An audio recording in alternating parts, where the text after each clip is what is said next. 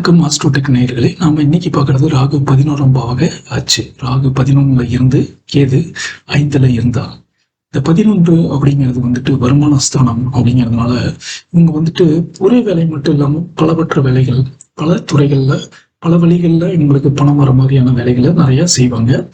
உதாரணமா பார்த்தோம்னா சோசியல் மீடியாவில் இருந்து கொஞ்சம் பணம் வர்றது, சில தனிப்பட்ட வகையில சிலது பண்றது, பங்கு சந்தை ஷேர் மார்க்கெட்ல இருந்து வர்றது அப்படிங்கிற பல வகையான வருமானங்களுக்கு வழிவகுக்கக்கூடிய அமைப்பையும் இதை கொடுக்கும். ஸோ இதனால இவங்களுடைய நேரம் கட்டுப்பாடு இல்லாம தன்னுடைய திறன்களின் அடிப்படையில் மட்டுமே வருமானத்தை ஈட்டக்கூடிய வாய்ப்பையும் வசதிகளையும் இந்த 11ஆம் ராகு அமைத்து கொடுக்கும். அதே மாதிரி இவங்களுடைய இந்த அமைப்பு அப்படிங்கிறது அவங்களுடைய தொழில் ரீதியாகவும் சமூக தகவல் தொடர்புகள்லையும் இவங்க ரொம்ப பெரிய அளவுல இணையத்தின் மூலமாக உலகெங்கிலும் பல தொடர்புகளை இவங்க வச்சிருக்கக்கூடிய வாய்ப்புகளையும் கொடுக்கும்.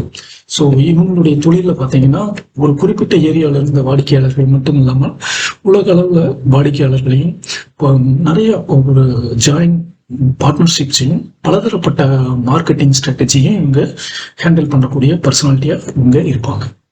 ஸோ இவங்களுடைய நெகட்டிவ் அப்படின்னு பார்த்தோம்னா இந்த மாதிரி பல துறைகள்லையும் வேலை செய்யறது, பல வழியிலையும் வருமானம் வருது அப்படிங்கும்போது இவங்களுக்கு ரொம்பவும் நம்பகமான நெருங்கிய நண்பர் இவங்களுக்கு நம்பிக்கை துரோகம் செய்யறது, இது விதமா ஏமாற்றுறது அல்லது இவங்களுக்கு துரோகம் செய்யறது, தீங்கு செய்வது அப்படிங்கிறதையெல்லாம் இவங்க சந்திக்கக்கூடிய வாய்ப்புகளையும் இந்த ராகு கேதுக்கள் உருவாக்கி கொடுப்போம்.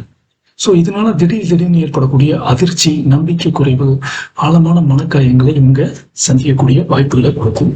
இது இவங்களுடைய திருமண உறவுகள்ல காதல் உறவுகள்ல ஏமாற்றத்தையும் பிரிவையும் நிராகரிப்பு உறவு சிக்கல்களை உண்டாக்கக்கூடிய வேதனைகளையும் இது இந்த ராகு கேதுக்கள் அமைப்பு அவர்களுக்கு உருவாக்கி கொடுக்கும்.